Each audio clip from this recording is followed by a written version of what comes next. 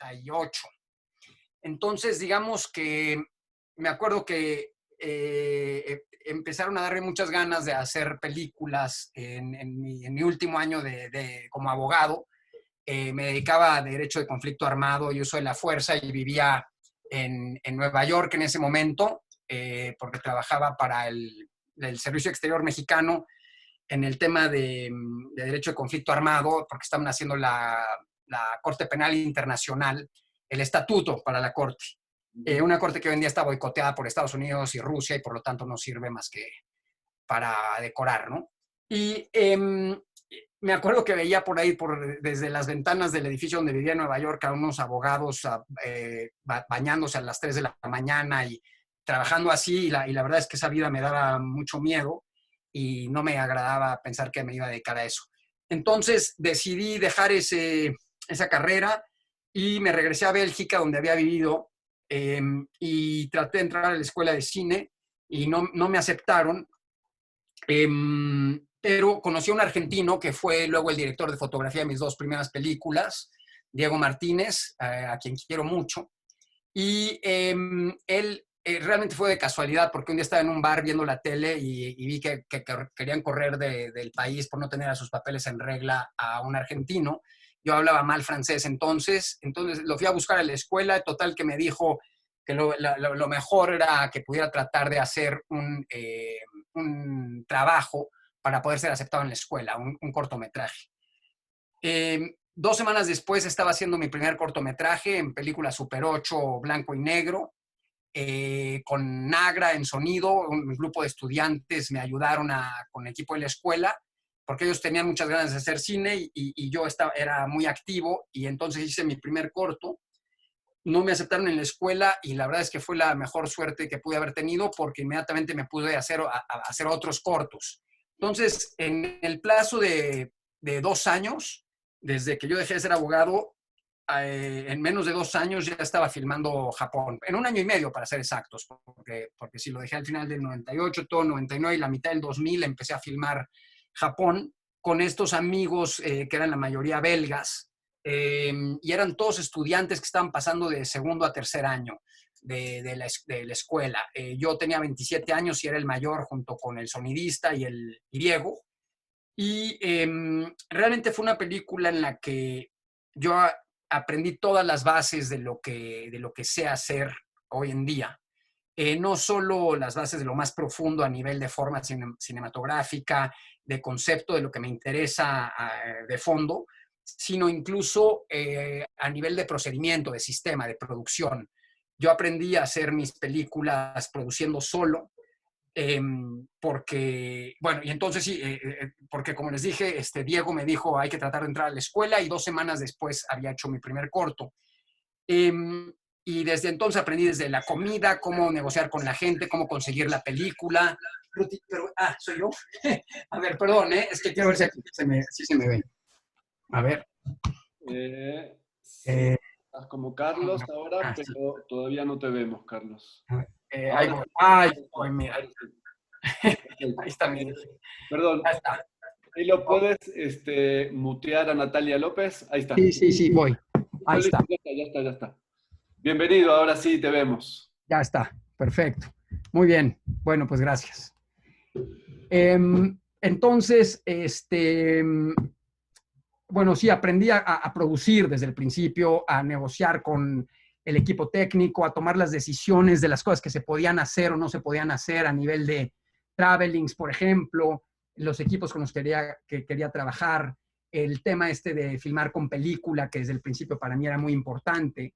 Todas esas eran decisiones que aprendí a tomar desde mis primeras películas. También aprendí a editar. Yo era, pues, no tenía ningún tipo de trayectoria, entonces me prestaban equipos de edición. Aprendí a hacer los sonidos de postproducción. Aprendí todo en esos cortometrajes, la verdad. Aprendí muchísimo, quiero decir, pero las bases de las áreas las aprendí todas. Entonces, cuando iba a hacer Japón, que es una película que decidimos hacer en 16 milímetros, yo sabía que tratar de pedir fondos iba a ser imposible, Perdón, es que la otra computadora me está distrayendo. Ya. Iba a ser imposible conseguir fondos. Entonces, tenía un amigo que era artista, iba a Bélgica a vender ahí sus piezas, porque en Bélgica hay mucho coleccionista.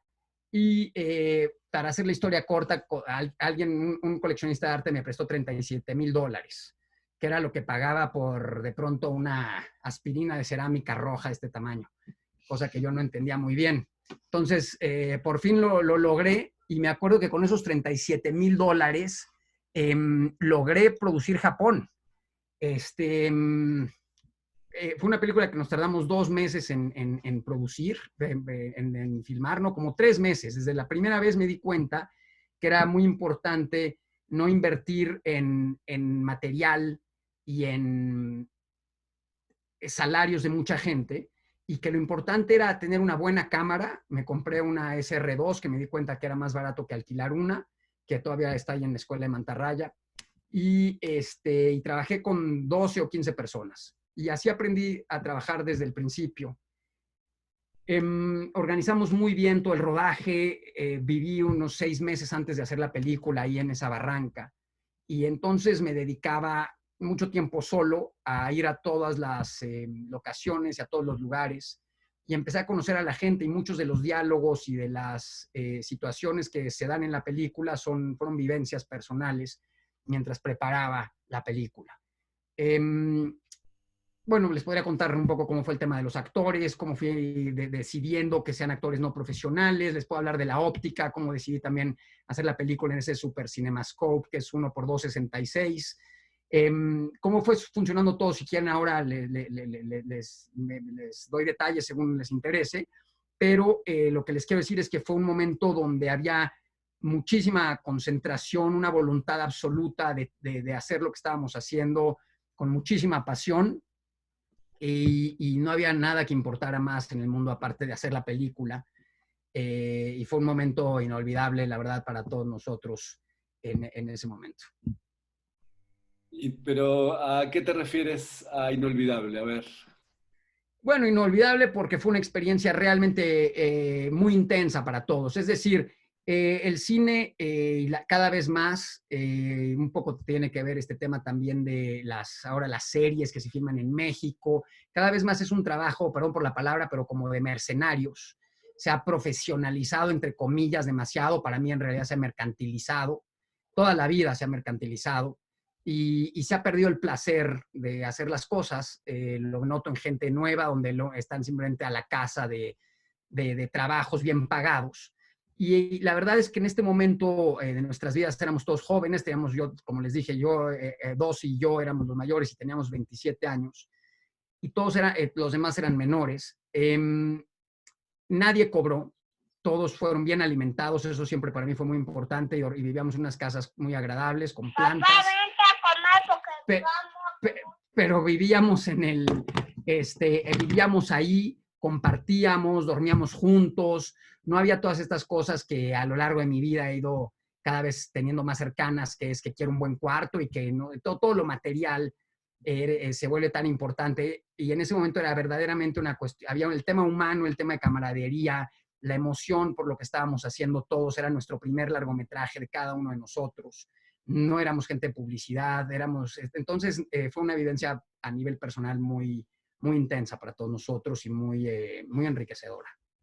Ok, y ahora creo que sería bueno entrar, y cinematográficamente, ¿qué es lo que buscabas en ese momento? ¿Qué es lo que te interesaba? ¿Qué es lo que mirabas? ¿Qué es lo que perseguías? Pues mira, yo siempre he pensado que el tema del estilo, de lo que buscas con la película, no puede ser cuestión de un programa, sino que es siempre más bien resultado de lo que te interesa, de lo que consumes, de lo que eres en última instancia, ¿no? De tu posición y tu manera de ser en el mundo. Algunos dirían tu cultura, tu personalidad, tu psicología. Pero todo eso lo que te puedo decir es que mi relación con el cine siempre fue lejana, porque mis padres eran gente que, de hecho, les gustaba mucho la música y la pintura, pero el cine para ellos solo era un entretenimiento popular. Pero cuando yo tenía 17 años, me acuerdo que iba en sexto de preparatoria, mi padre compró esta colección que hizo el Conaculta, no sé si tú te acuerdas, como de 400 películas clásicas en Betamax, increíbles. Me acuerdo, bueno, que estaba todo Tarkovsky, estaba Antonioni, pero estaba también Marcel Carné, Carlos Saura, sus primeras películas, que son alucinantes, mucho cine argentino de los 60 y 70, también brasileiro, me acuerdo que estaba casi todo Nelson Pereira dos Santos, estaba el otro brasileño conocidísimo, ¿quién es? El de la Tierra de Dios. Sí, ah, ¿cómo se Bueno, llama? Glover Rocha. Glover. perdón, tuve ahí un lapsus. Y bueno, muchísimo cine japonés, era una colección impresionante. Y yo empecé a ver películas y una por una las fui viendo todas.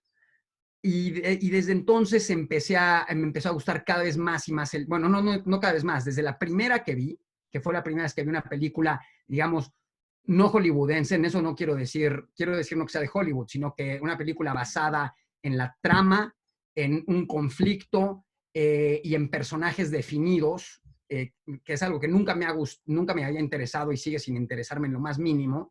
Empecé a ver películas de otro tipo, donde la trama no era lo fundamental y tampoco la construcción de los personajes y ni siquiera un conflicto ético o moral. Entonces, estas películas que tenían que ver mucho más con el espacio y la presencia de seres humanos o no en la Tierra, donde las cosas tenían valor a veces al margen de su progresión y desde su espacio narrativo, eh, yo descubrí algo muy apasionante, que pensé que iba a ser un hobby, pero cada vez me dieron más ganas de hacer películas de ese tipo. Entonces, eh, cuando me fui a vivir a Bruselas, que les conté que era abogado, ahí había un museo del cine, una cinemateca que por suerte al rey belga le gustaba mucho el cine y entonces compraba todas las películas del mundo en 35 milímetros. Y diario ponían en esa cinemateca dos películas sonoras y tres sonoras y dos mudas, con piano en directo, 5 películas diarias, todos los días cambiaban.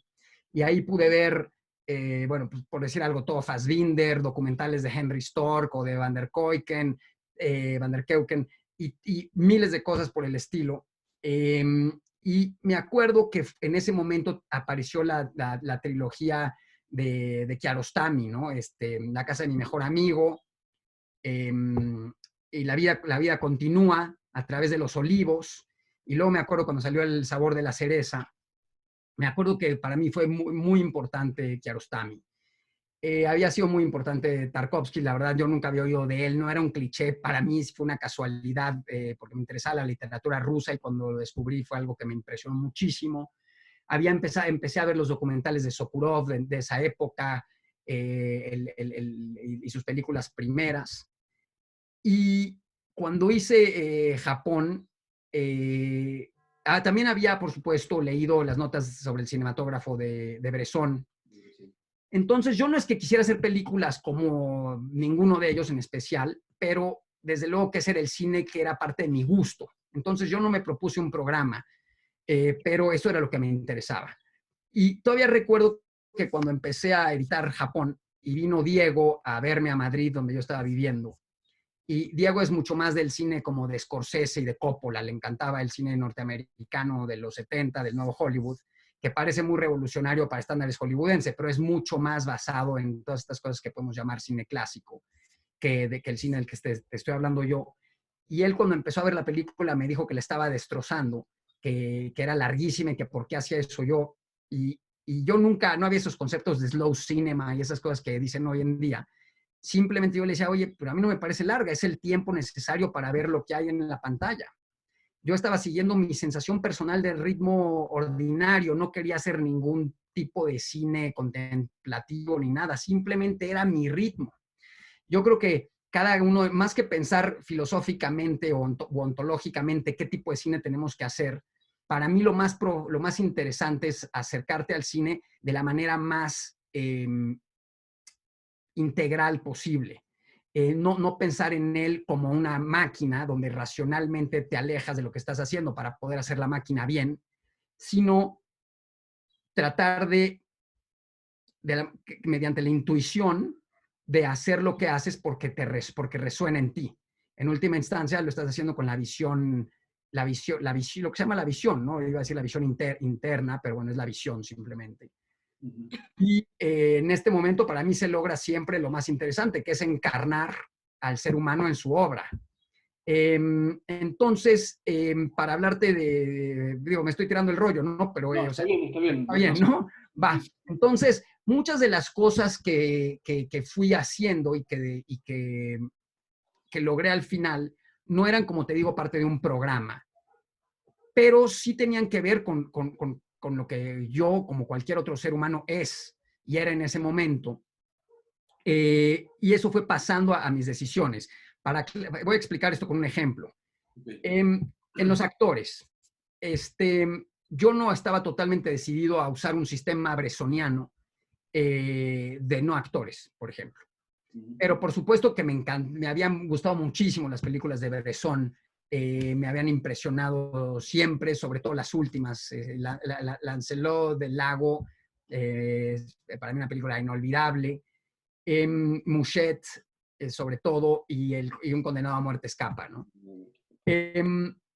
Entonces, cuando yo iba al campo, a Hidalgo, a la Barranca de Meztitlán, donde les dije que estuve viviendo un tiempo, veía gente, hablaba con la gente, hablaba con campesinos y campesinas, y después iba a México y veía, por ejemplo, el caso para la actriz principal, veía a mujeres, a las mejores actrices mexicanas del momento, mayores de 65 años. Y encontré, por supuesto, a unas muy buenas, pero me daba cuenta que tenían que imitar el acento de las campesinas. Eh, y tenían que simular que eran unas campesinas. Y pues yo me daba cuenta que eso pues, era una pantomima en última instancia. Cuando iba al campo y hablaba con las campesinas, pues estaba hablando con un campesino que no estaba simulando ser nada más que lo que simplemente estaba haciendo. Y eso me llevó a darme cuenta que preferiría 1000 veces ver en pantalla a una de estas mujeres campesinas que a alguien simulando ser un campesino.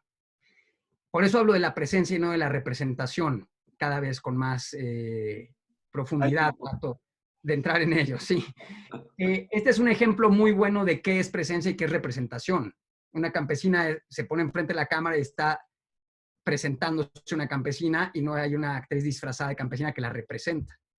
Todo esto lleva a miles de pequeños detalles. Por ejemplo, en Japón en un momento dado le ofrece la señora al visitante unas frutitas y resulta que lo que le trae son unas galletas.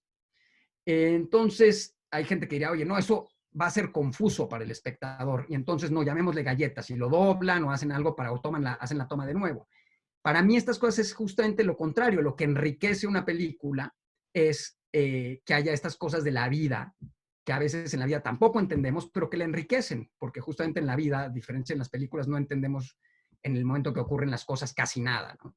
En las películas se supone que todo tiene que entenderse. Luego entendí que eran frutas de horno y por eso les llamaban frutitas. Pero obviamente una actriz, por muy buena que sea, imagínate la mejor del mundo, no te hubiera podido aportar lo de frutitas porque ni siquiera lo conoce y es algo muy peculiar de una parte muy específica del mundo, que es esa parte del estado de Hidalgo, ¿no? Entonces, estas cosas yo las iba descubriendo y siempre iba integrando lo que se daba eh, con mi gusto con lo que uno es, iba tomando las decisiones.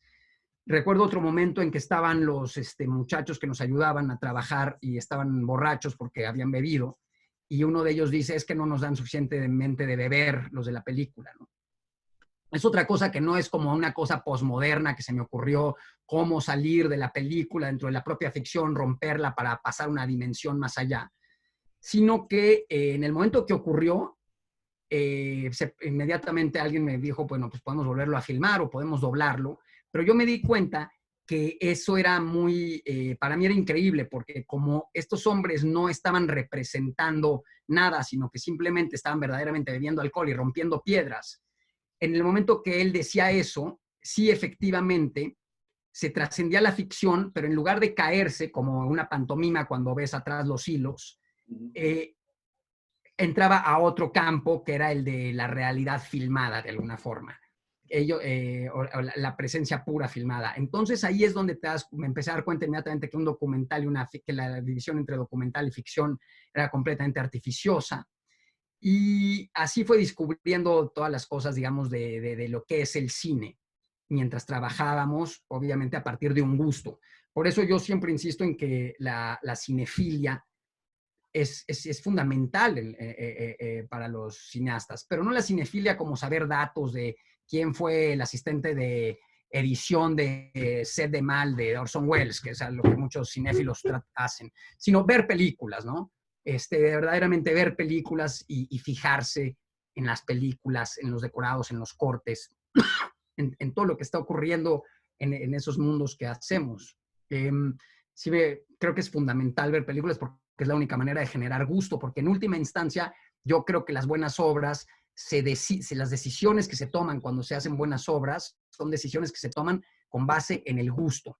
Y eso es lo que podemos llamar intuición. Y no con una operación racional, como te dije, cuando haces un avión, pues no puedes hacerlo basado en el gusto, sino solamente en operaciones racionales de ingeniería y aeronáutica, porque si no el avión se cae. Pero las películas para mí, son otra cosa. Correcto. Y bueno, a mí me queda claro, digamos, digamos que uno hace finalmente lo que uno es, ¿no? ¿Y qué nos puedes contar alrededor de la escritura del guión de Japón, como para a partir de ahí iniciar una ronda de preguntas, si te parece bien? Claro, sí, sí.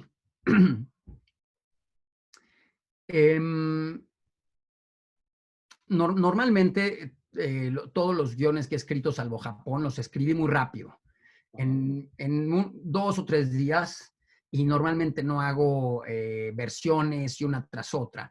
Eh, pero no porque se me ocurra muy rápido, sino porque sí me imagino un ambiente durante mucho tiempo, me imagino personajes, ciertos personajes, eh, ciertas sensaciones. Y entonces, cuando me pongo a escribir, ya los elementos de alguna manera existen y los dejo fluir para que vayan haciendo la trama, digamos. Pero cuando hice Japón fue algo parecido, pero sí recuerdo que escribí la primera vez que escribí ese guión, porque sí hice 2 versiones, la hice mientras todavía era abogado, eso lo recuerdo bien.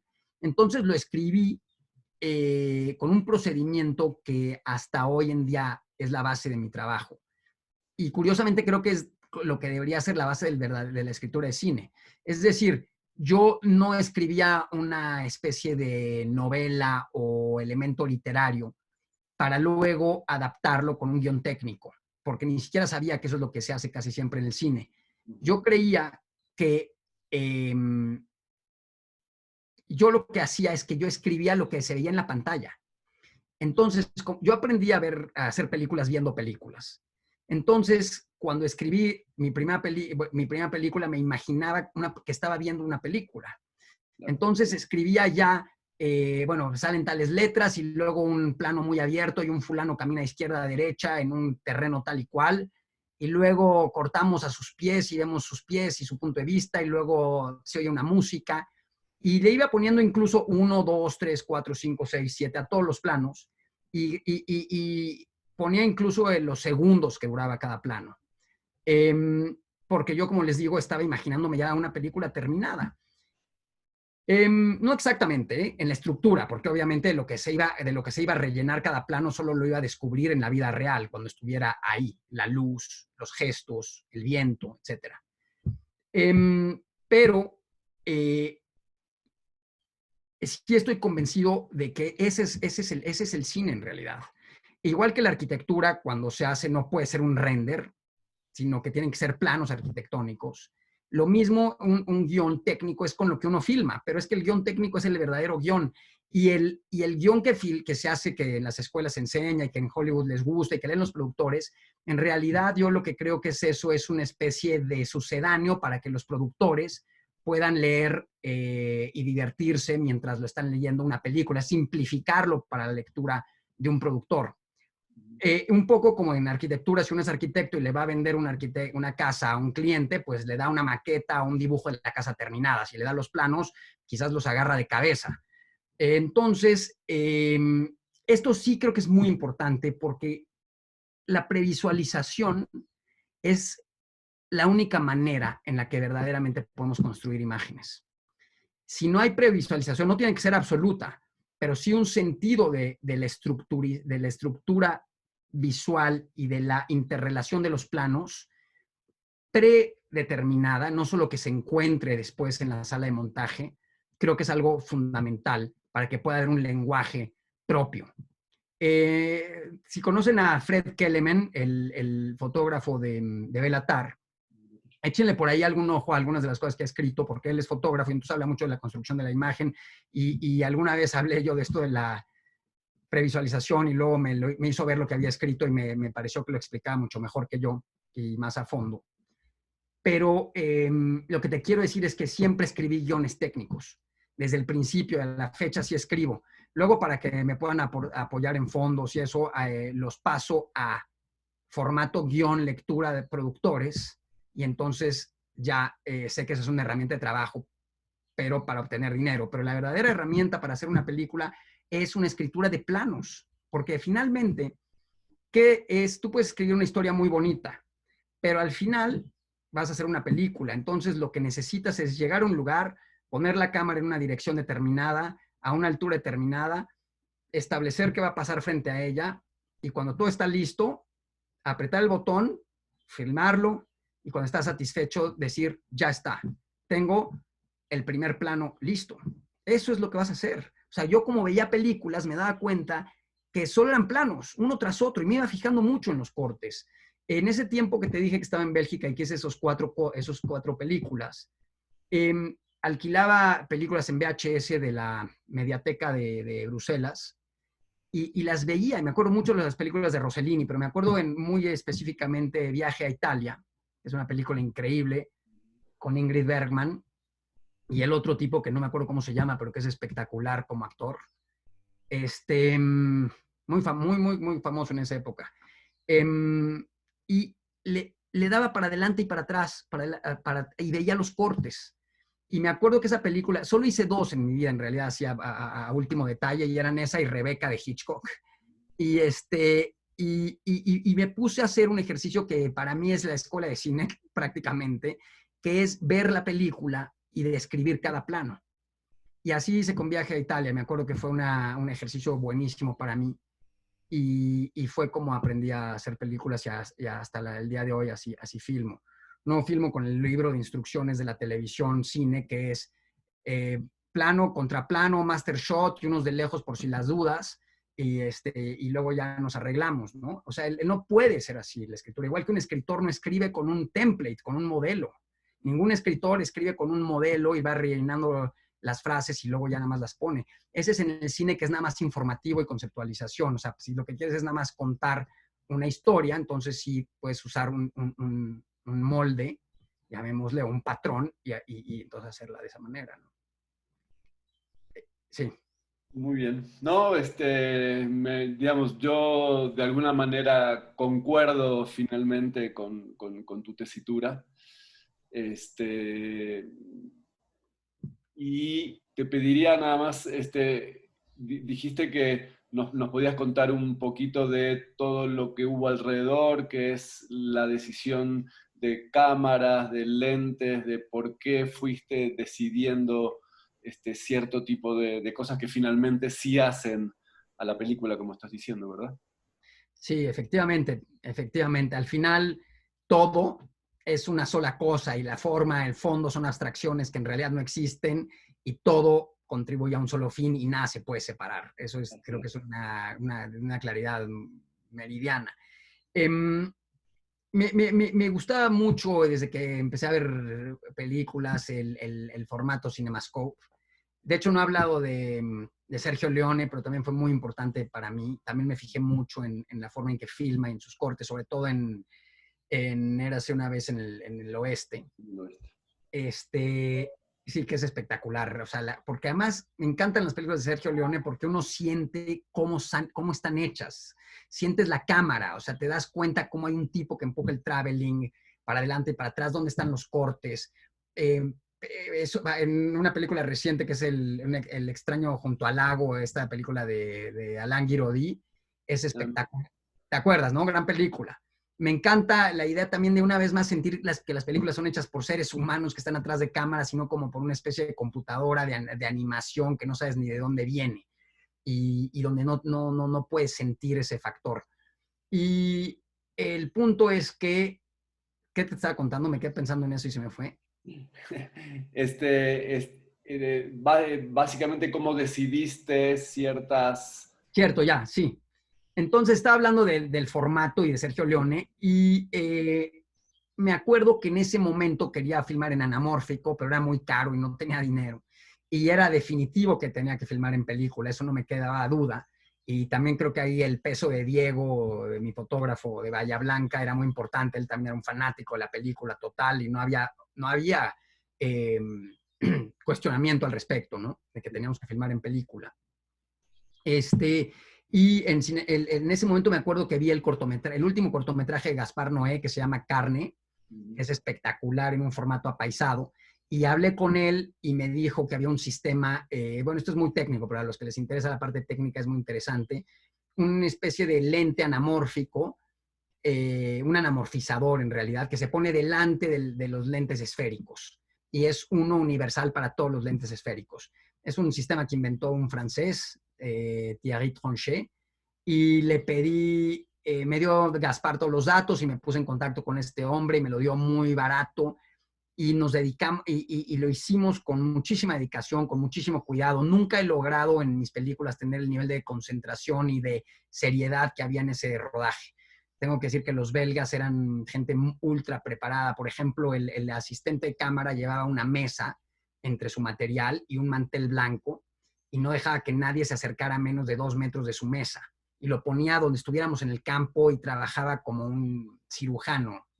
Y eso es algo que realmente se agradece. El material se guardaba perfectamente, se aceitaba al final del día. Había una dedicación total que se la debo a Diego y que no he logrado encontrar en otros fotógrafos nunca más en mi vida. Ese nivel de estructura y de seriedad, que es muy importante, no es una banalidad, aunque parezca ahora. Y igual que la grabación en Nagra, los ambientes en MS, todo eso lo hice desde el principio gracias a Gilles Laurent, que era mi sonidista, que bueno, murió luego en los atentados de Bruselas del fundamentalismo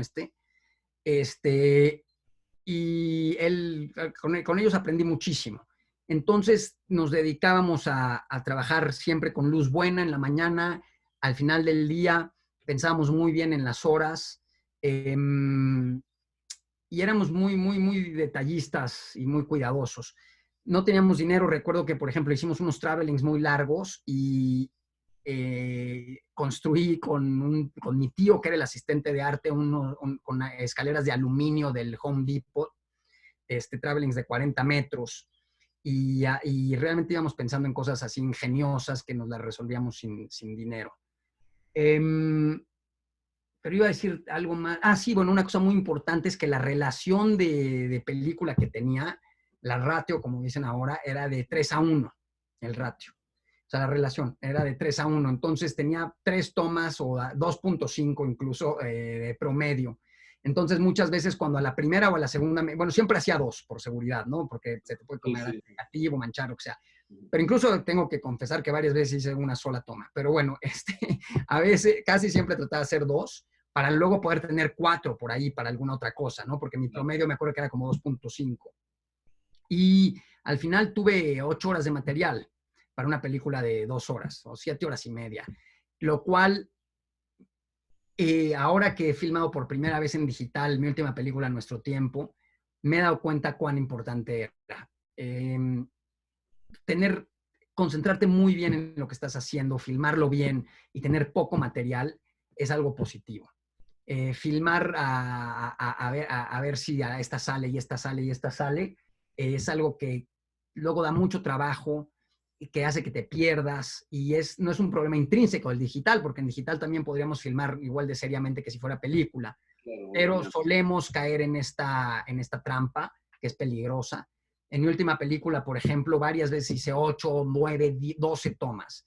Y me acuerdo que lo hacía porque decía, ya está, pero voy a hacer otra para ver si hay un accidente. Casi, casi a ver si de casualidad un pájaro pasa por detrás y se posa en un árbol mientras estamos filmando. Y después, cuando estaba editando, de pronto veía 5 tomas que eran casi idénticas. Y me empezaba a obsesionar con cuál era la buena y por qué la había vuelto a filmar. Y entonces te metes en problemas tú solo. Después me acuerdo que escogía una y al final, cuando estaba acabando de editar, veía otra y la cambiaba y este tipo de cosas, que es un problema que nunca tuve en mis anteriores películas, donde incluso luego en Luz Silenciosa, en Postenebras, siempre tuve un ratio de 4:1 más o menos. Con eso me conformo y es lo que quiero seguir haciendo en el futuro. Quiero volver a filmar en película, nada más. Ok, mi última pregunta. ¿Qué buscabas en Japón? ¿Qué era lo que más te importaba?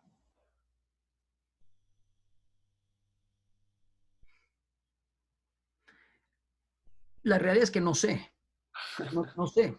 Eso es lo bueno, no importa, no lo sé. Quería hacer una película que me gustara mucho a mí, básicamente. Eso puede sonar absurdo y la gente dice, este se hace películas para sí mismo. Eso es una tontería absoluta. No hago películas para mí mismo. Si yo, de hecho, nunca la he vuelto a ver. O sea, más que hace poco que tuve que hacer un transfer, pero la vi o sea, nunca la he vuelto a ver de corrido y con sonido. Pero sabía que las decisiones que tomara, que para hacer una película, no sé, podemos decir que puede haber, no sé, 20,000 decisiones importantes y 100,000 en total, ¿no? Por decir algo. Sí. Cada una de esas decisiones se puede hacer conforme a un libro de instrucciones o un código o una supuesta percepción de lo que la mayoría espera o de cómo deben ser las cosas, o se pueden hacer tomando en cuenta en cada caso algo que parece tan simple, pero que en realidad es todo lo contrario, que es el gusto personal. El gusto, yo insisto, podría decir mis valores o podría decir mi búsqueda ontológica otra vez. No, no, mi gusto es más simple, es la intuición pura trabajando, mostrando lo que uno es finalmente. El gusto va a definir lo que uno es en cierto sentido, no en el sentido más necesariamente más profundo, porque en el sentido más profundo son las acciones. Pero finalmente aquí las decisiones también son acciones. Y uno es no lo que dice que es, ni cómo se define en Facebook, ni nada, sino sus actos. Entonces, yo siento que al ir tomando estas decisiones se va mostrando cada vez más, como te dije, lo que es la personalidad del individuo que está haciendo. Y, y ese siempre fue mi intención máxima, hacer una película donde pusiera toda mi energía para ser consecuente en cada acto con lo que yo creyera que fuera la mejor decisión y no la decisión oficial o la decisión programada. Eh, y mostrar para compartir cosas que yo amaba, esos lugares y esas personas. Eso es lo que más quería. Ok, perfecto. Definitivamente, sí. Bueno, si te parece bien, pasamos a una ronda de preguntas. Elo, tú las vas, Sí, me aceptaron muchísimos. Va bueno, primero pues el... bueno, vamos hasta donde podamos y después les decimos gracias a los otros, ni modo. Vamos con el primero. Sí, soy Oh, yo. adelante nomás. Yo te quería preguntar cómo fue tu proceso de encontrar revolución en la sala de edición, porque recuerdo que en el taller nos platicaste que ese corto fue un poco más para después. No lo tenías así de definido, entonces ese proceso me gustaría escuchar cómo fue. Sí. Hola, ¿cómo estás? Ese proceso fue, sí, justamente algo opuesto a todo lo que acabo de decir. Bueno, en cierta forma, opuesto solo en el procedimiento de la captura de las imágenes, porque en realidad no deja de ser similar a la forma en la que trabajo en general, puesto que de lo que se trataba era de una situación donde esencialmente había presencia más que representación. No era gente disfrazada de nada, sino gente que viene a una comida actuó como, hizo lo que quiso y nosotros lo capturamos, digamos. Pero en lugar de que la captura estuviera diseñada en cuanto a su forma, lo que tuve fue a 12 fotógrafos trabajando en MiniDB que estaban actuando por libre, digamos. O sea, bueno, obviamente yo no puedo estar en 12 partes. Entonces yo estaba con alguno de ellos durante un tiempo y luego incluso con nadie. Y ellos filmaron todo el material que pudieron y digamos que cada uno filmó, no sé, un promedio de 3 horas y eran 12, o sea que tenías más o menos 36 horas para hacer 10 minutos. Entonces fue un ejercicio completamente distinto en ese sentido ya todo lo que yo he hecho y fue más bien capturar lo que de alguna manera se descubrió o fue aleatoria, se produjo de manera aleatoria. Y pues fue un trabajo de edición, ¿no? Y la verdad es que yo siempre he editado mis películas y siempre aprendes. Y es muy bueno hacer ejercicios de edición hasta con cosas caseras y videos como estos. Se aprende muchísimo. Eh, y sentí que aparecieron cosas muy buenas, pero finalmente no tantas. Es decir, sí hay 10 minutos que están muy bien, pero imagínate, había 32 horas y esos 10 minutos son los más interesantes que conseguí. Entonces, finalmente aquí se produce algo muy curioso, que es que tendemos a pensar que el cine debe imitar la vida. Y cuando esto ocurre en realidad, en lugar de hacer algo bueno, hacemos algo malo. A mí me pasaba cuando estaba haciendo cortometrajes que de pronto vivía una situación y decía, si pudiera filmar esto, seguro que sería increíble. Pero si te fijas, cada vez que vemos una cámara de seguridad o una cámara que está ahí en una situación real, como no hay síntesis, no hay destilación, y no estamos viviendo ese momento, el tiempo vivencial no está transcurriendo, no es que no esté transcurriendo, es que no se está viviendo en carne propia. No hay mucho poder. El cine solo es bueno cuando no es como la vida, cuando se logra destilar los elementos fundamentales para que las emociones específicas puedan verdaderamente fluir. Entonces, los elementos sí que son reales, pero luego no salía mucha cosa buena. Y para explicar esto que acabo de decir un poco enredado, voy a dar otro ejemplo. La única otra vez que filmé así fue en Postenebras Lux, la secuencia de Navidad de la familia, digamos, burguesa y la secuencia de la fiesta de pueblo. Ahí no eran 12 actores, perdón, 12 camarógrafos, eran 3, pero la situación era real también, digamos, y se estaba filmando un poco. Y cuando acabé de editar todo, me di cuenta que no era más fuerte que la ficción, que probablemente era más débil y que no tenía ningún caso hacer eso. Entonces, más que reproducir la vida, es mucho más interesante construirla para que en el resultado haya más fuerza. Es decir, el arte en última instancia es construcción. A veces puede ser captura nada más, pero incluso una captura de una foto, las películas de James Benning, que son atardeceres, por decir algo, pues están construidas completamente, aunque sean 6 tomas de 6 atardeceres, son ciertos lugares, ciertos atardeceres a ciertas horas y la cámara en cierta posición y ahí hay construcción y hay una duración que finalmente el cineasta impone al espectador y ahí está la construcción. Entonces, esa fue mi experiencia con Revolución y aunque quedó bien, pero quedó bien porque la gente es muy interesante incluso en su patetismo, no es algo que me interese como un procedimiento que haya que desarrollar más. Toda ficción y todo documental en el fondo es construcción. No podemos zafarnos de eso de ninguna manera. Totalmente. Muy bien, vamos a la próxima pregunta. Va, Jos. Sí, aquí estoy. Pues muchas gracias por compartir con nosotros tu manera de verle el cine. Yo te quería preguntar en específico en Japón, ¿cómo construiste la relación entre Asen y el hombre desde lo escrito hasta ya en el set?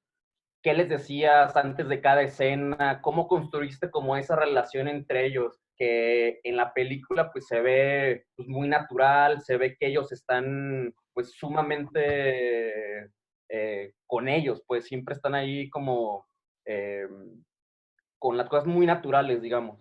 Los diálogos, su forma de ser, de estar los dos, ellos mismos. y pues, me gustaría saber cómo este proceso que tú tuviste. Muchas gracias. Muy bien. Este, pues mira, un poco como cuando te preguntan cómo construyes un personaje, yo siempre digo que más que construirlo en el cine, que no es literatura, donde sí se tiene que construir porque no existe, en el cine es encontrarlo.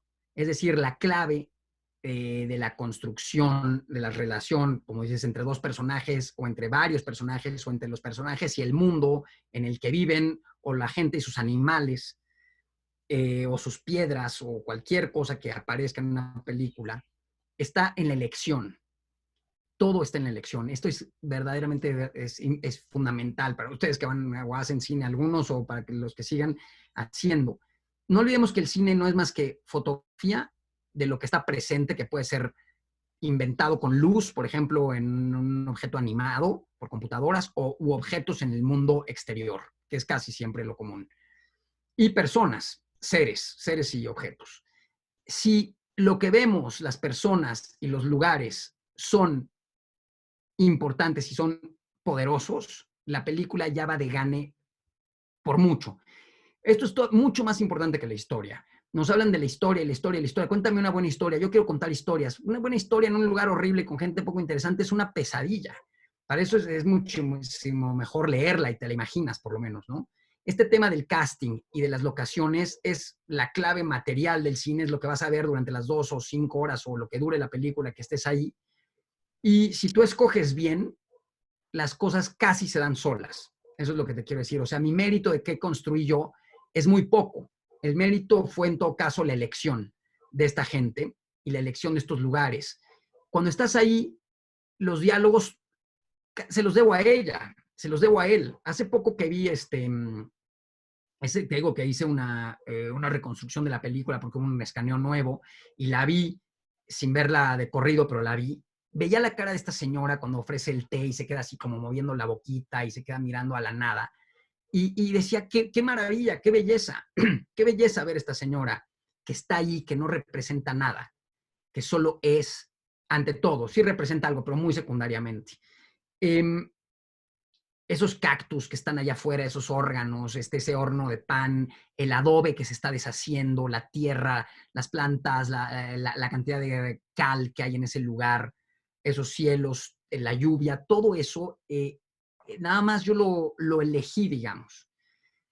Y aquí va una parte que suena un poco más esotérico, mística, pero es cuando lo eliges y lo filmas, lo que tienes que dejar que ocurra, o lo que yo trato de hacer, es dejarlo ser. No estarme imponiendo todo el tiempo para que se logre la narrativa de lo que yo quiero, sino que, como yo bien dije, construyo un andamiaje muy detallado, que es como un plano arquitectónico, pero luego la forma en la que los materiales se producen en una arquitectura, por ejemplo, una pared, cómo se cuela el óxido, cómo va a caer el cemento, cómo se van dando los reflejos de luz, todo eso ya es cosa de la materia propia. Entonces, con esos diálogos, yo solo les pedía que los dijeran tranquilamente o más rápidamente si tenía que ser, y los dejaba fluir. Y no les corregía. Y aquí, por ejemplo, ahí tengo un ejemplo del que ya he hablado alguna vez, pero muy interesante, de esto, es cuando tienen la relación sexual a los dos al final, que obviamente es un momento muy complejo.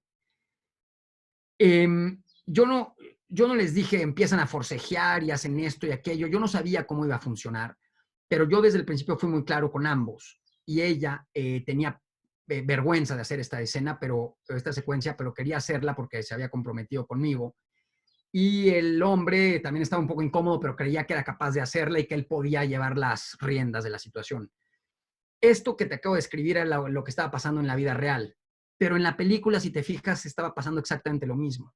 Esta mujer le había hecho en la película a este señor una promesa de hacerlo al día siguiente y tal, y él también creía que la podía llevar. Entonces yo solo le dije a él, tú haz como si fueras a tener una relación sexual con ella, pídele que se ponga así y asado, y a ella le dije, solo haga lo que él dice, como hubiera hecho en la vida real, porque se está comprometiendo a esto. Y así funcionó. Pero aquí alguien me va a decir, ¿pero qué no dijiste hace rato que una película no es como la vida real? Efectivamente no es. Ellos dos no estaban conscientes de que eso que estaban filmando era lo mismo que estaba pasando en la película. Para ellos era solo una situación bastante compleja y un poco desagradable que llevaron a cabo para que se pudiera filmar. Entonces yo lo que trato de hacer siempre es no decirles a los actores qué está pasando, qué viene antes, qué viene después, psicologizarlos de esta manera, sino decir los diálogos y desplazarse a las velocidades adecuadas. Y ya está, lo demás se construye solo. Eso es lo que te quiero decir. Lo demás lo construye la totalidad del lenguaje cinematográfico con todos sus factores. En Kiarostami, por ejemplo, esta película que les dije que me impactó mucho, aunque ahora me gustan más las 3 anteriores, pero que es el sabor de la cereza, todo el mundo piensa que va hablando el personaje con los tipos que va recogiendo en la carretera. Y en realidad, un día alguien me contó que estuvo con Kiarostami y le contó que solo se subía a él y les hablaba, y la cámara solo ve hacia ellos y luego lo editaba con otro tipo, pero en realidad todo el tiempo es Kiarostami hablando con ellos. Entonces no tienes que estarlo sintiendo, solo tienes que elegir bien. Les he contado también alguna vez que en Luz Silenciosa, la mujer cuando va en el coche y que casi va llorando, en realidad ni se sabía su texto y estaba escrito en el parabrisas y nada más lo va leyendo. Es decir, lo importante es estar ahí y luego la continuidad, las relaciones entre los personajes y todo lo que se va construyendo lo construye el cine. No se construye en ese momento. Muy bien. En resumidas cuentas, todo se debe a la elección de los personajes y dejarlos ser. Gracias. De nada. Oye, ¿y qué es ese objeto que tienes allá atrás, ese como armario tan raro que hay ahí, eh? Es un armario y hay fotos y cosas que vivo con mi familia. Bueno. Sí. Órale. Muy bien. ¿Quién sigue, Elo? Rafael Farga, anda por ahí. Hola. Rafael. Rafael. Parece que no. Seguimos al próximo. Aquí anda, pero no dice nada. Bueno, vamos al próximo entonces. Después de Rafael sería Roberto López. Ok, hola. Rafael que no se escucha. Bueno, va, muy bien. Hola, ¿qué tal? Habías mostrado que tu inspiración, una de tus inspiraciones fue Tarkovsky y Solaris. Yo también, bueno, no sé si vi eso al principio, me evocó bastante a Solaris al principio cuando va en la carretera y el viaje a este lugar. Fue increíble y el cambio del point of view vaya, la historia en la que se contó. Creo que fue acertado el uso del anamórfico, es espectacular. Y quería saber cómo ha cambiado tu proceso desde Japón a nuestro tiempo, desde los actores y a la elección de los lentes. Fíjate qué curioso cómo efectivamente cuando hice Japón, para mí Tarkovsky había sido importante, pero me acuerdo muy específicamente que fue Stalker, la película a la que puede haber ciertas referencias. Por ejemplo, no ciertas, definitivas.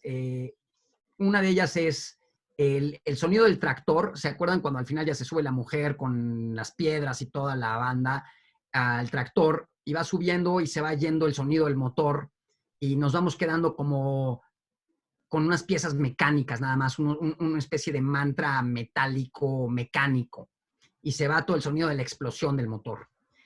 Para mí este tema mántrico me había impresionado muchísimo cuando en Stalker entran a la zona y van en ese armón sobre la vía del tren y escúchenlo, vuélvanlo a ver, es increíble esa música electrónica que ya ni me acordaba que había, pero me acordaba del sonido de las vías del tren haciendo taca, algo así. Y me acuerdo que antes de hacer la película yo me subí en un armón en Pachuca y me fui 2 días enteros, que son cosas que luego ya nadie hace, todo el mundo le dice, ay, me hace gente de locaciones, ya me dijo, ya me mandó fotos. Yo me dedicaba mucho, a la fecha es lo que más hago, hacer locaciones y casting personal, solo. Y me fui en ese armón con unos gente de trenes y fue como encontré el lugar donde al final pasé el accidente porque era un lugar muy peculiar, porque necesitábamos un lugar con una ligera curva y que tuviera un cerro de manera tal que el sol se escondiera para que no hubiera sombras y pudiéramos filmar eso sin ensuciarnos. pero que hubiera suficiente luz. Entonces teníamos 2 tomas, me acuerdo, para hacer la toma final. Perdón, una sola toma y hicimos una un día y otra al día siguiente. Pero lo que te quiero decir es que ahí estaba eso de Stalker.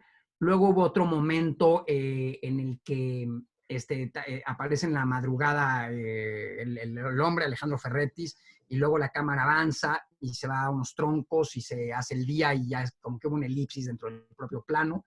Me acuerdo que esos troncos siempre me parecieron, no sé si algo pareció en alguna película de Tarkovsky, y fuera de eso no hay nada. Pero me acuerdo que digo, nada consciente, y desde luego, perdón que me clave tanto en esto, pero es nomás cómo funciona a veces la percepción. Hay un crítico, me acuerdo perfecto, ¿qué trascendencia ha tenido eso?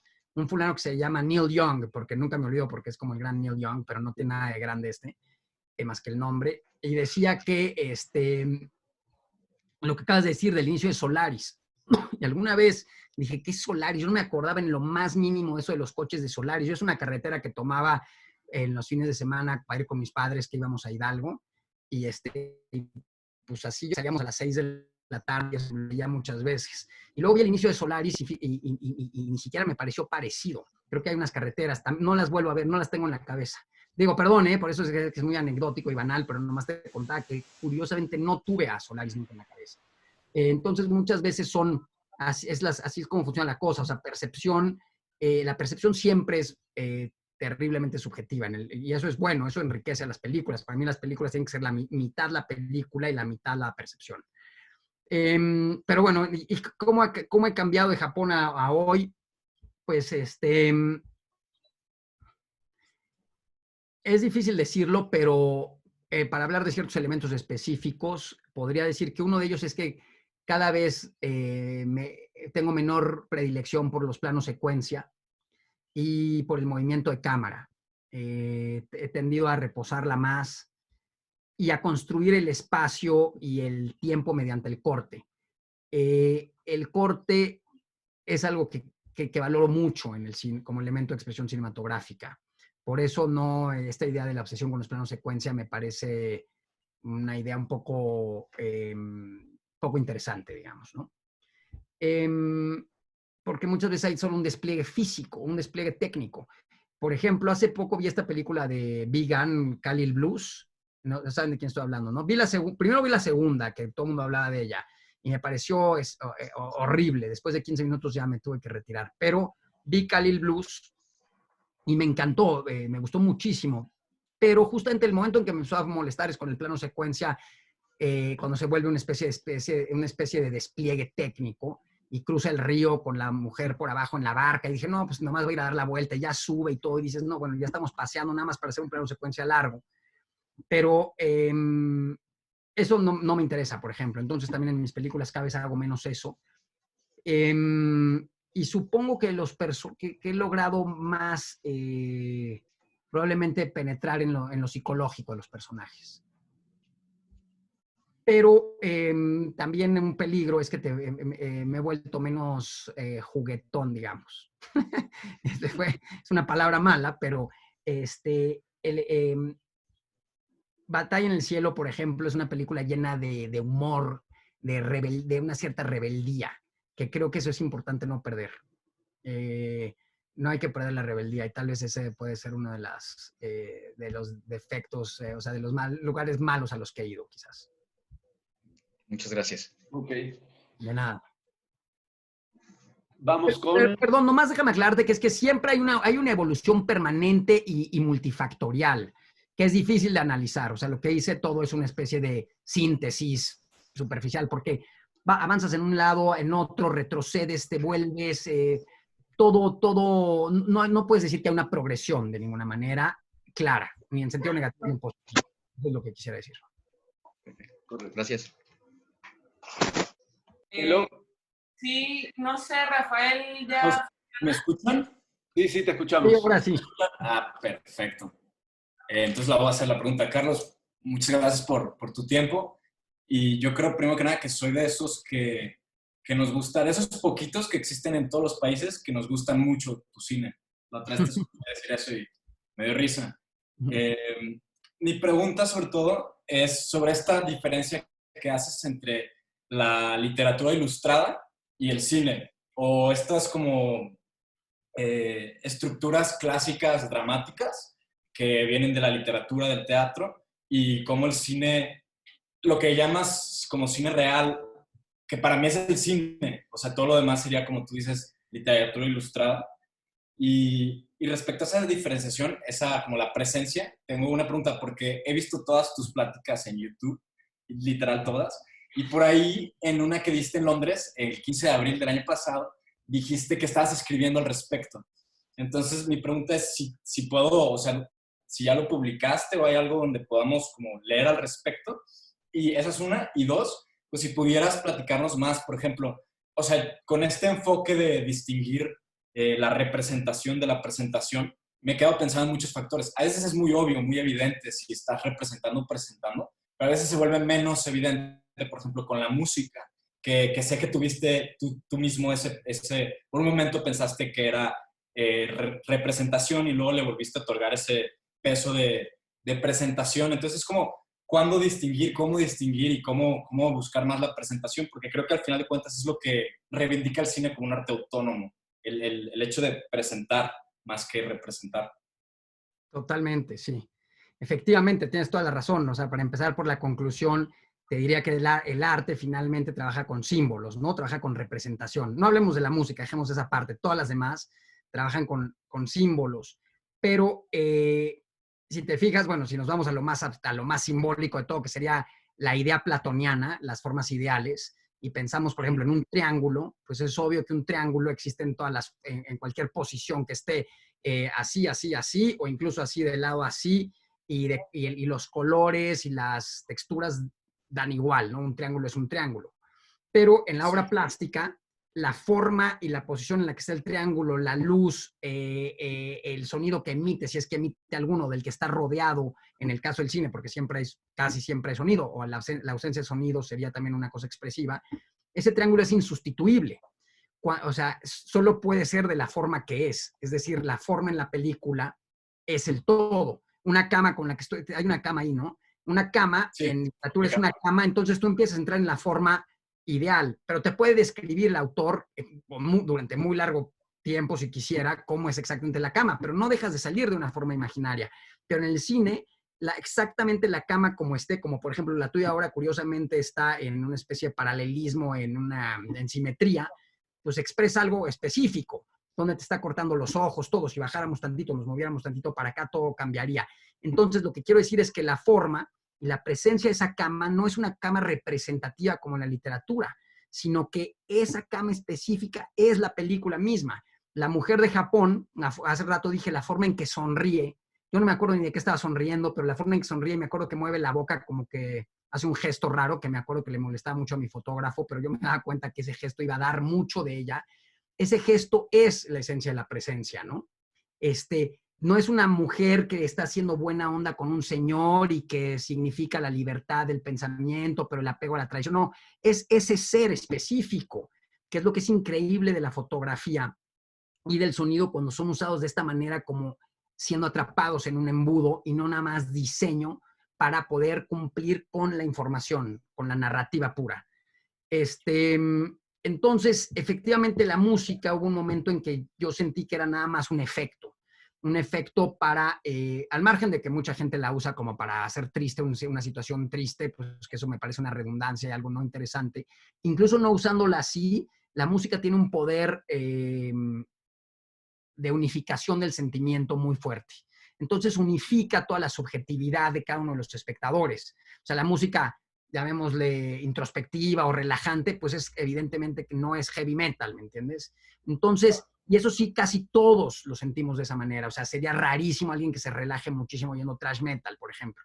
O tal vez le relaja, pero por alguna situación muy específica, pero no es música relajante.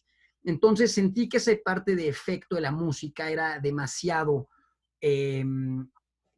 directivo y entonces la quise ir apartando.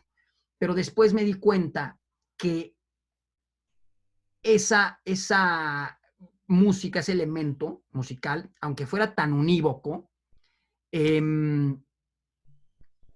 si se respetaba en su totalidad y vivía no como una especie de apoyo de la narrativa, sino como un ser en sí mismo, como un árbol que está allá atrás, podía reincorporarlo a la película. Y es algo que todavía no logro definir del todo cuál es el lugar de la música en el cine, pero efectivamente sí he escrito esto que, como dije, que estaba haciendo, y no lo he publicado, pero justamente lo quiero hacer pronto.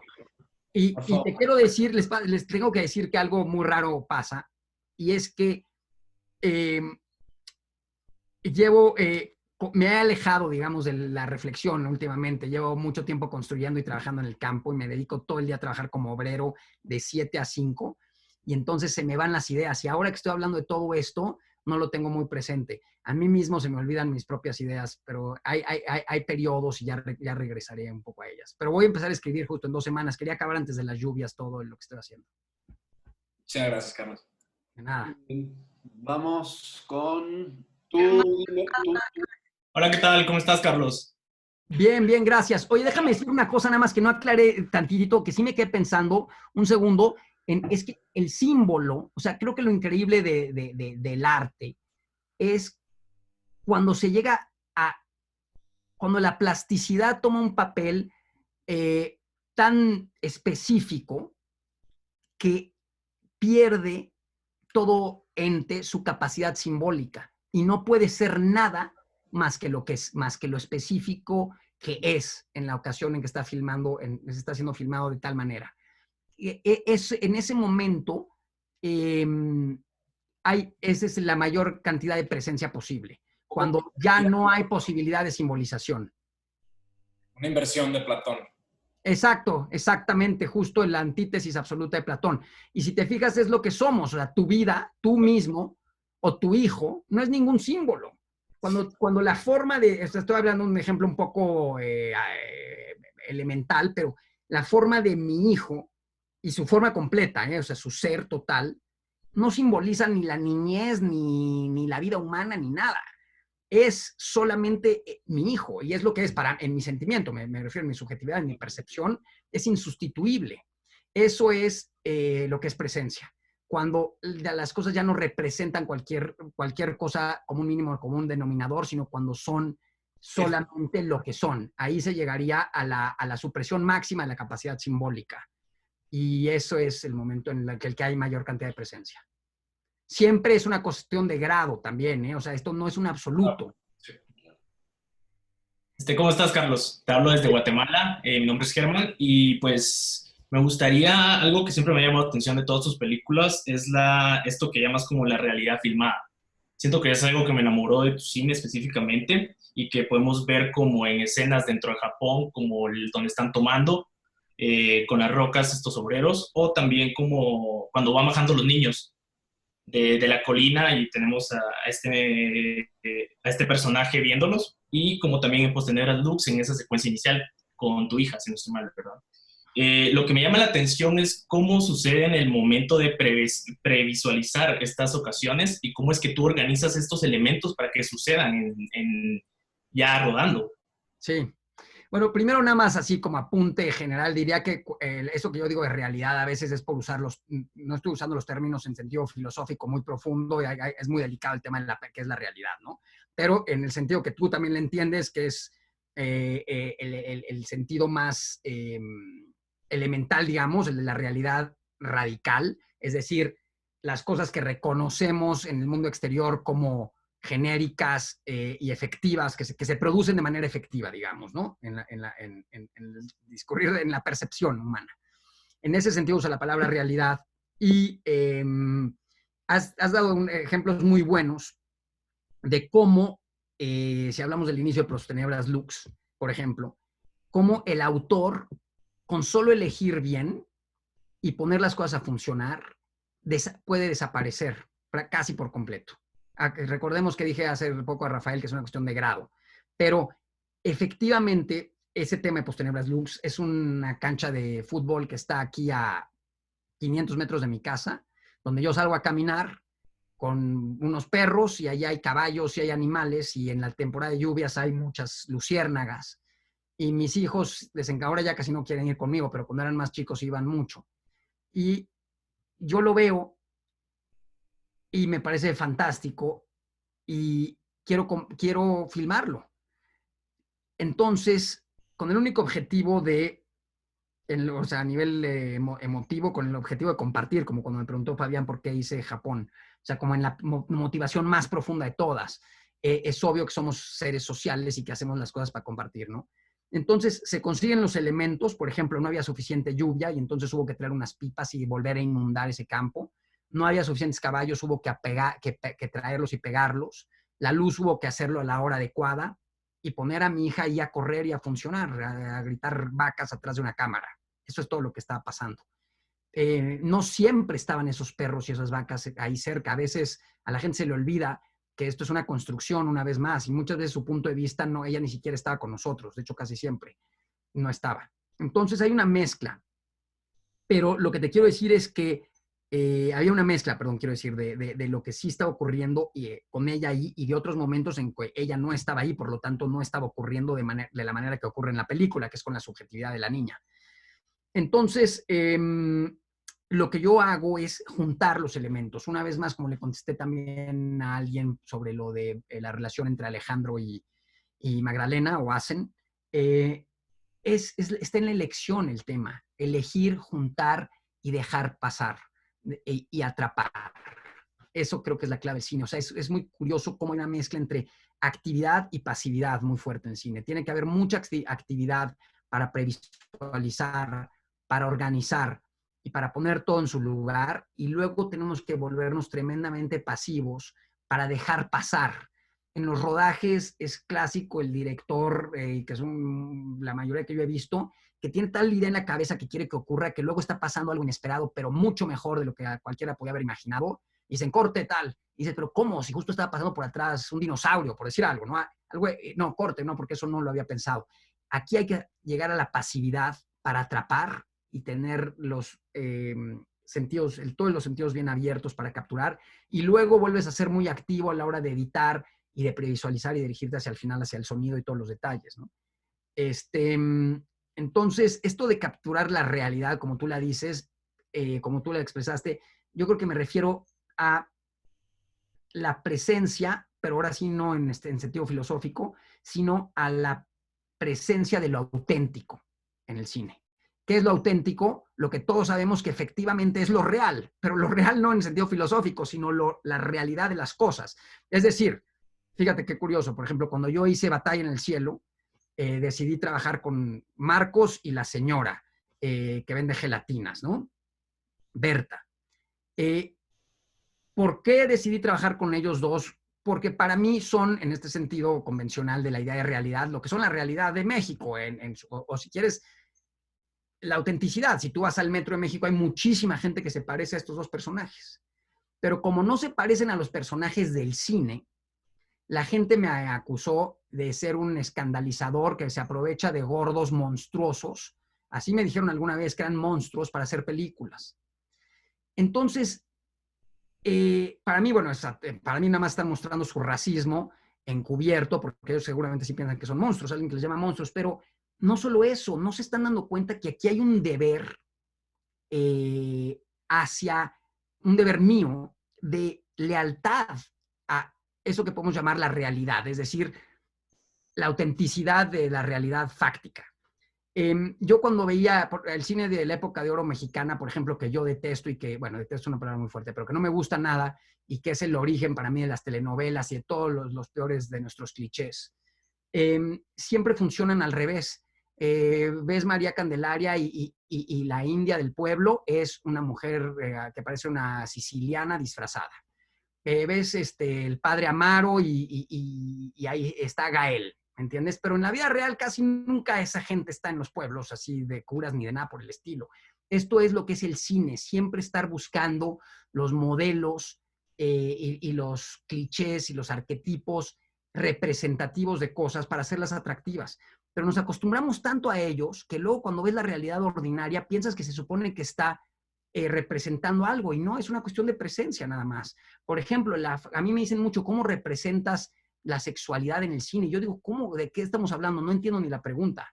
Yo solo filmo a gente teniendo sexo, no represento la sexualidad.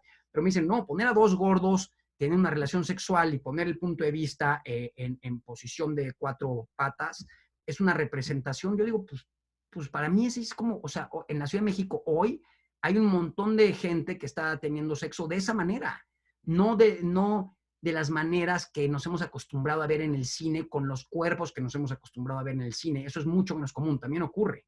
Pero entonces yo siempre decía, ¿por qué no salen los verdaderos personajes en las películas? O sea, la gente que yo veo en todas partes. ¿Por qué siempre sale un guapillo de ojos verdes metido en Iztapalapa, donde casi no hay nadie y es el personaje principal? Qué casualidad. Sí puede ser, pero es poco común. Entonces, yo siempre tuve esta sensación de deber de lealtad a lo que yo percibo como la realidad. En ese sentido que lo acabas de decir tú. No sé si eso contestó tu pregunta, pero... Sí, súper bien, gracias. Bueno, de nada. Bueno, no sé cómo está tu tiempo, Carlos, si seguimos un ratito más o... Pues, como empecé tarde, si quieren echemos un par de preguntas más, ¿no? Ok. Voy a tratar así. Órale. Como 7 en lista de espera, pero bueno. No, bueno, hagamos los 7 y voy a tratar de contestar de manera concreta. Y así a lo mejor hasta puede haber más. Voy a tratar de contestar así en un minuto. No, pero es interesante lo no concreto, ¿eh? No te preocupes. Sí. Okay. No, es verdad, porque solo así se puede desarrollar una idea más. Sí, porque... Una idea, estamos hablando de ideas. Sí, no es una cosa de pregunta y respuesta. Sí, cierto. Bueno, vamos hasta donde podamos. Venga. Vamos con Pedro Párez. ¿Me escucháis? Sí. Hola, ¿qué tal? Hola, Carlos, saludos desde Madrid. Hola, Pedro. Primero que todo, gracias por tu tiempo y bueno, por hablar sobre el proceso de Japón y tu visión del cine. Tengo entendido que, bueno, ya lo has comentado anteriormente, que el lugar donde grabaste ya lo conocías anteriormente. Mi pregunta era, creo que lo conocías de tu infancia y el personaje del cazador incluso es tu padre. No sé, ¿qué tantos elementos autobiográficos están presentes en Japón? Y mi otra pregunta era más que todo por curiosidad, para conocer más sobre tu gusto. No sé, ¿cuáles fueron tus películas favoritas de esta última década, por ejemplo?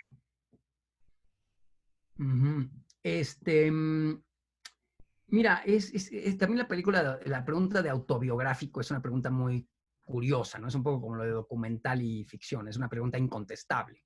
Te voy a decir por qué, digo, pero ya sabes, pero te voy a dar ejemplos específicos en mi caso. Para mí mi película más autobiográfica es la que menos me preguntan, porque no hay elementos físicos de autobiografía en ella, es decir, Luz Silenciosa. Es la película con la que más me identifico con el conflicto que sufre el personaje en la película, y es el personaje que más siento como yo mismo, digamos. Como yo escribo mis personajes, pues obviamente tengo una identificación con todos ellos, hombres y mujeres por igual, niños y adultos. Y de todas las clases sociales. Cuando tú estás pensando en ellos, te metes en ellos y percibes desde tu proyección de lo que los demás son. Entonces, nunca he sido suicida, nunca he tenido relaciones sexuales con una mujer muy grande que me haya enseñado algo específico, así trascendente. Nunca he tenido el conflicto fundamental de Japón o lo que ocurre en esa película. Pero es autobiográfico, pero sí haber ido a ese lugar mucho de niño y la parte de la cacería, haber hecho cacería ahí de chico con mi padre, efectivamente yo también salgo en esa parte de la película y algunos primos y amigos, también el fotógrafo de la película sale. Eso pues yo lo experimenté, pero es que eso la hace más autobiográfica, pues no lo sé. Incluso en Postenebras Lux, que ocurre en mi casa, en la casa que están viendo allá atrás, esa habitación que ven ahí hay muchas cosas de Postenebras Lux. Tampoco es una película que yo sienta como autobiográfica, pero es en mi propia casa. Y la última de todas, que salgo yo y sale mi mujer, que es la que más mis hijos me preguntan todos si es autobiográfica, es la menos autobiográfica, en el sentido, pero ¿qué es autobiográfica? Que lo que le ocurre al personaje de la película me ha ocurrido a mí, pues no me ha ocurrido tampoco, pero nunca podría decir que es autobiográfico. Si es la parte de los hechos, si es la de los hechos, Luz Silenciosa es mi película más autobiográfica. Si es la de mostrar mi cuerpo, pues es la última. Si es la de mostrar mi habitación, es la penúltima. Y así te la vas llevando, ¿no? En realidad, la creatividad trasciende por completo, tiene que trascender por completo eso, ¿no? Al final nos quedamos con otra cosa. Y en cuanto a las películas de la última década, me gusta mucho Roy Anderson, por ejemplo, del cine muy construido. Pero el otro día que vi Cali Blues me encantó. Me gusta mucho Nuri Bilge Ceylan, el turco, y todas las películas que hace. Érase una vez en Anatolia, es tal vez mi favorita.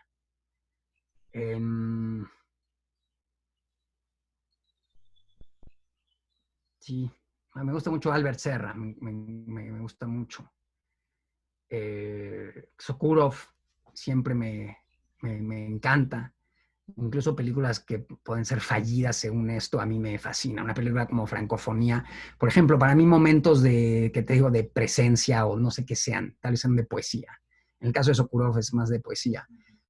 Hay un momento que está en el y sale el techo, así un arco de medio punto así lo recuerdo, tal vez no sea así, pero recuerdo un arco de medio punto con muchas figuras en el techo y empieza a decir algo, no me acuerdo qué, pero la voz tan melodiosa de Sokurov, que es siempre su propia voz, y solo estar viendo un traveling completamente cenital, bueno, anticenital, digamos, en el sentido de abajo hacia arriba de un techo, para mí eso es algo inolvidable, por ejemplo, y me acuerdo muy bien de la película. Esas son las cosas que a mí me marcan. En Nostalgia, Tarkovsky, no me acuerdo de qué se trata, pero me marca mucho la piscina vacía y las texturas que hay en las paredes, por ejemplo. Sí, eso es así más o menos como la veo. Sí, más que ponerme a... Sí, esos ejemplos son los que siento cercanos. Muy bien. Próxima pregunta, Elo. Erika Rodríguez. Erika Rodríguez, andamos por aquí. Erika. Erika, la una. Ya se aburrió. Las dos. Hola, aquí es que... ¿Se escucha ya? Sí. Ok, va. Solo, ¿cómo planteaste la ruta del personaje? Es decir, ¿lo casaste como una intuición? Porque, bueno, las dos veces que he visto Japón, al principio, es decir, estas tomas en las colinas, bueno, a mí en mi imaginario me remiten mucho a Sísifo, a toda esta estructura, pero quiero decir, el planteamiento del personaje, es decir, ¿todo sucedió en la edición o ya había una estructura previa de guión o sea, es decir, ya estaba delimitado el punto final o fue conforme obtuviste el material y tomaste las decisiones hasta la edición? No, bueno, no sé si llegaste tarde a la charla, pero justamente expliqué que había puesto hasta la duración en segundos de cada plano. Es decir, todos los planos como los ves y básicamente la estructura que tienen, los diálogos están escritos, todos. O sea, salvo excepciones, pero por ejemplo, sí, pero todos están escritos. Entonces es tal como la ves tú. Nunca se me había ocurrido lo de Sísifo, pero pues entiendo el punto que tiene algo del mito de Sísifo. A mí creo que me inspiró en mucha medida el propio personaje de Alejandro Ferretis. Era un personaje que yo conocía desde niño y que era un intelectual de estos clásicos más de los 60. Y yo siempre pensaba, tal vez lo que preferiría es tener una vida más normal y simplemente tener un grado de simpleza o podrías decir, de pureza más grande, porque era un intelectual muy cargado. Yo creo que él inspiró a la idea del personaje total. Hablaba mucho del suicidio como la opción humana por excelencia, por ejemplo. Y yo creo que pensando en él se me ocurrió la idea de la película. Pero habría que me preguntar, oye, pues si todo está escrito y todo está preparado, pues entonces, ¿qué es la película? O sea, ¿qué logras? Bueno, yo puedo tener todo el andamiaje listo, pero te digo, estos gestos de la señora, el viento cuando le mueve el pelo y trae aquí su termo y le está ofreciendo té, eso no lo puedo diseñar yo. Las casas, los sonidos, la luz, el sonido de las pisadas en esos guijarros que se van rompiendo en las montañas. Todo eso es lo que uno atrapa. que lo puedes diseñar perfectamente, pero una cosa es diseñarlo y otra cosa es tenerlo filmado. Si tú vieras mi storyboard y vieras la película y vas viendo cuadro por cuadro, te sorprenderías pensando que es casi igual. Pero una cosa es que el diseño sea casi igual y otra cosa es con lo que se llena ese diseño, porque podría ser casi igual y ser muy diferente, incluso mala. O sea, con el mismo guión, incluso con mucho detalle, dos personas pueden filmar la película y puede ser una muy buena y una muy mala, o intermedia y mediocre. Por eso hablo tanto de la elección de los elementos que uno pone en una película. Creo que eso es algo fundamental. De verdad que un guión con storyboard, con todos los detalles de plano por plano, con el mismo corte, puede ser una película buena y una muy mala, solo por el ritmo que se le va a dar en la edición y por las cosas como van a ocurrir. Por ejemplo, cuando también me pregunto, digo que algunas cosas sí surgen ahí, lo de dejar las frutitas del horno, dejar, por ejemplo, el campesino o el albañil que empieza a cantar al final y se echa esa canción enorme. Yo le había pedido solo, él cantaba siempre, y le había pedido que cantara una canción pequeñita. Y él aprovechó su momento y se lanzó con todo. Y yo en lugar de cortar, porque estaba muy largo, me di cuenta por suerte, porque me acuerdo que me volteaban a ver todos como diciendo qué está pasando, y yo me daba cuenta que eso tenía un valor extraordinario, entonces lo dejé correr y lo dejé correr y fue un regalo. Todo el tiempo es un poco como filmar un documental de estos de naturaleza, donde pues tú no sabes qué va a ser un león o una águila, y entonces pones cámaras y preparas, pones comida y acá tal, para que se aparen, por ejemplo, dos águilas.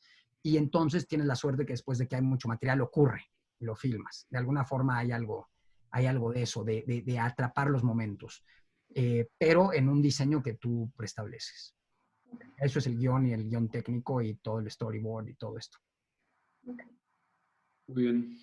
¿Quién más? ¿Quién sigue? Santiago Fernández. Hola. Hola. Te escuchamos. Hola. ¿Sí me ven? Te escuchamos, para empezar. Bueno, mi nombre es Santiago y estoy haciendo una película, mi primer largometraje, y hay una cuestión como ambigua en el guión que podría ser como controversial. De cierta manera, mis personajes hacen actos y dicen cosas obscenas y al mismo tienen como una cualidad empática, pero pues no dicen lo que yo como director quiero, o sea, no, es una cuestión separada de perspectiva al observador, al que es observado, ¿no? Pero pues hay esta cuestión que es como ambigua y a lo largo de conseguir personas en el crew y de ciertos financiadores que nos están ayudando, ha sido un tema, ¿no? De cierta manera no quieren que sea tan dramática o controversial esta situación. Y pues como un director que tú eres, que es como radical y de cierta manera ha sido controversial, pues qué cosas me podrías decir como para consejos en una situación así, pues en general, así de cómo tratar con el crew y luego también de cómo ser claros en la construcción de la película para que no se malinterprete lo que es mi perspectiva y lo que es la perspectiva de estos personajes. Bueno, mira, para empezar, la expresión artística evidentemente siempre conlleva toda la dimensión de las emociones y los sentimientos humanos, absoluta, si no, no puede serlo. Esa es una característica fundamental de la obra de arte. En el momento que uno decide dejar cosas fuera, pues poco a poco empieza a entrar más en lo programático, en la obra dirigida, y pierde su capacidad artística eventualmente y se vuelve propagandística. Entonces, yo soy muy partidario de que si tú sientes que tienen que ser ultraviolentos o tienen que haber cosas sexuales, políticamente anticorrectas, todo lo que tú tengas que dar para tu obra, para mí lo tienes que hacer, y ese es precisamente el precio que paga un artista que no se está acomodando. Evidentemente los financiadores, y peor en este mundo que cada vez se vuelve más hipócrita, hay que mantener discursos, digamos, aceptables, ¿no? Y ellos no son los artistas, entonces, pero te van a dar el dinero.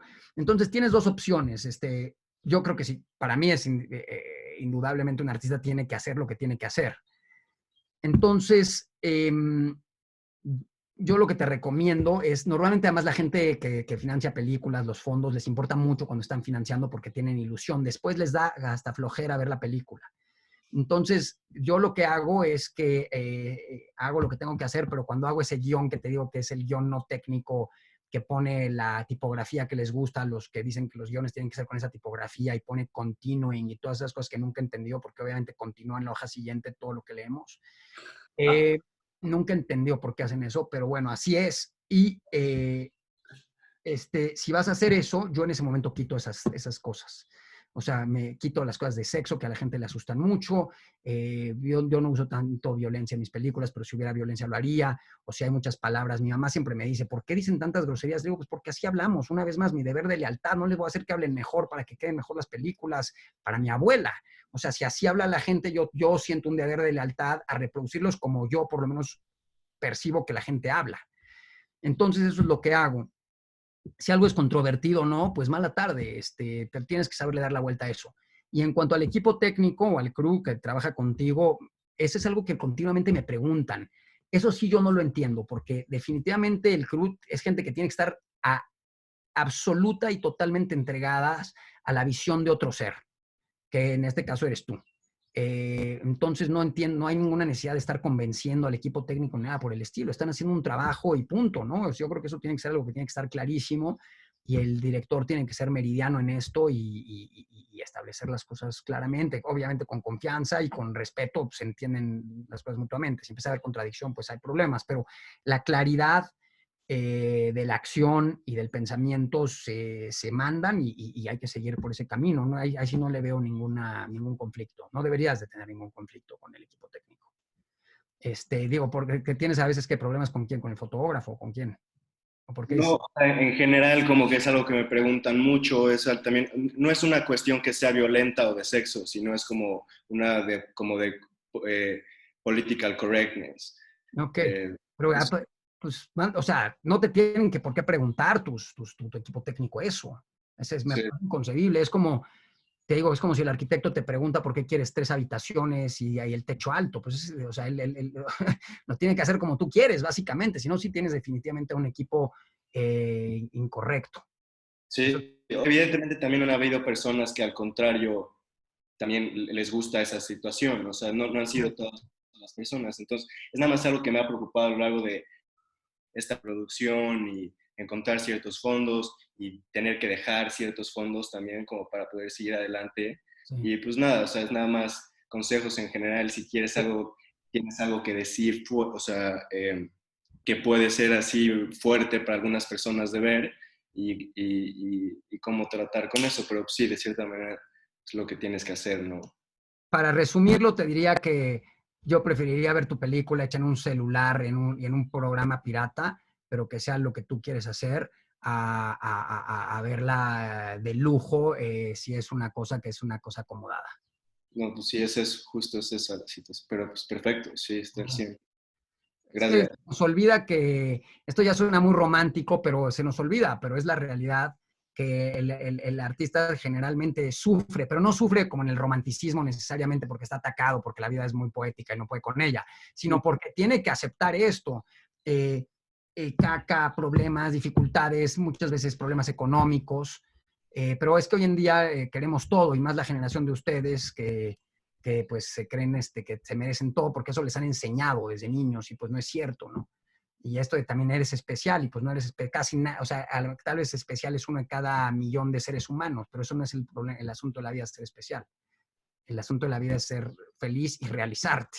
Pero la gente cree que es especial y entonces quieren todo. Yo conozco unos que dicen, es que necesito $2 millones para mi primera película y además quiero que sea políticamente incorrecta, pero quiero que todo el mundo me alabe y no sé qué. No, hay que aceptar que te detesten. Sí, exacto, es eso. Eso es lo que pues, me preocupa, pero de cierta manera pues tampoco, ¿no? Porque de cierta manera sé que eso es lo que va a atraer a otras personas, ¿no? Por eso, exactamente. Como dijo un muchacho que habló antes, Pedro, me parece, uno de esos pocos que me quieren a mí, pero que hay espero en cada país, ¿no? Por ejemplo.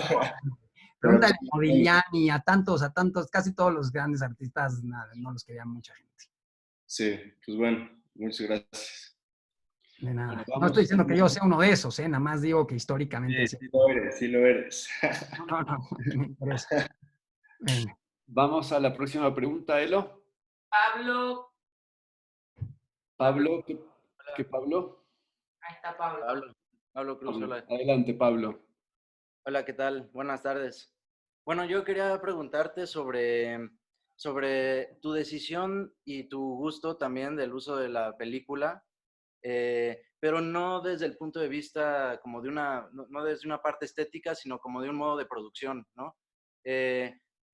Yo veo, digamos, el modo en el que se producen imágenes digitales que tienen una apariencia de que son ilimitadas, ¿no? Entonces, o sea, el plasmar imágenes en película te hace también producir de una manera distinta, ¿no? Los ritmos son distintos, no hay inmediatez de ver la toma después de producirla, ¿no? Sino que hay que procesarla de cierta manera.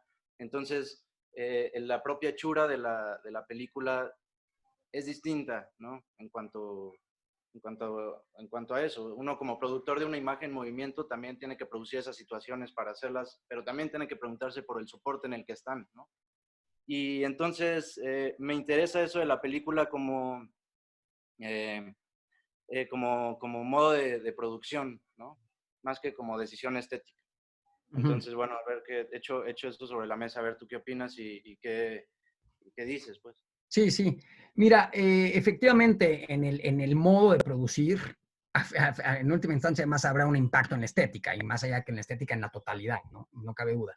Entonces, claro que es muy pertinente, los procedimientos son fundamentales. Por ejemplo, el procedimiento industrial, lo digo porque mi mujer es cineasta y está haciendo su primera película, y ha tenido un sistema medio industrial de 35 en el rodaje y tal, y yo veo cómo eso impacta a la película, y en mi opinión, negativamente, prácticamente siempre, a pesar de que va a estar muy bien la película, yo creo. Pero esta carga, los protocolos, la gente, te vuelves más lento, pierdes el momento de luz idóneo, se pone nervioso el actor porque hay 80 personas viéndolo. Todo este tipo de cosas creo que son muy importantes manejar y saber cada quien qué es lo que quiere. Estoy totalmente de acuerdo que hay que el procedimiento, el sistema, el método son muy importantes. El tema del soporte, por ejemplo, que la película necesariamente te lleve a filmar de una manera, no es, esto quiero aclarar que sí, definitivamente no es así. En última instancia, somos nosotros los que decidimos cómo se hacen las cosas, y aunque el soporte sea 16 o 35, 70 milímetros o mini DV, es lo mismo. Pero sí puede, o sea, tener una psicología absolutamente poderosa para dominar esos elementos. Entonces, obviamente, un soporte más frágil te va a hacer ser más cuidadoso. Entonces, sí, yo te digo, yo, por ejemplo, sí quiero volver a filmar en película, aunque veo algo positivo del digital, y es el tema de que no tienes que recargar y que sí es más barato. Entonces, para cierto tipo de tomas, y si la luz no afecta, que muchas veces sí pegan unas con otras, no es tan radical como muchos fotógrafos dicen. La verdad es que puedes colar mucho más de lo que la gente cree. Por ejemplo, yo Posteriores Look la hice en 35 milímetros, y las dos secuencias de las que les hablé antes, que no improvisé, sino que fueron capturadas al vuelo, eran en cámara 5D. Nikon es Nikon o es Canon, no es Nikon. Y nadie, ¿qué es la 5D? Nikon, ¿no? Canon, sí. Y nadie se dio cuenta. Bueno, no soy nada experto en digital. Nadie jamás me lo ha comentado. O sea, creo que un par de veces alguien me ha preguntado si eran un poco raras esas secuencias. Pero lo que te quiero decir en síntesis es que estoy totalmente de acuerdo contigo que el modo de producción es fundamental. Para mí es fundamental trabajar con poca gente, trabajar mucho tiempo, tener tiempo para filmar, es fundamental. Trabajar, no invertir en muchísimos salarios y en objetos, sino en cosas, como dicen los gringos, arriba de la línea, en las cosas que se van a ver en la pantalla. Ahí hay que poner toda la energía y trabajar, te digo, lentamente, con poca gente. Es fundamental y negociable para mí. Y para mí, yo no puedo trabajar con mercenarios del cine. Eso es algo personal. Yo necesito gente que entienda las cosas de otra manera. Incluso que tengamos un nivel de cercanía humana muy, muy, muy fuerte, mucho más fuerte que el del cine industrial, que contrata gente y ni siquiera saben el nombre mutuamente entre sí de la gente que trabaja ahí, ¿no? Para mí eso es modo de producir fundamental.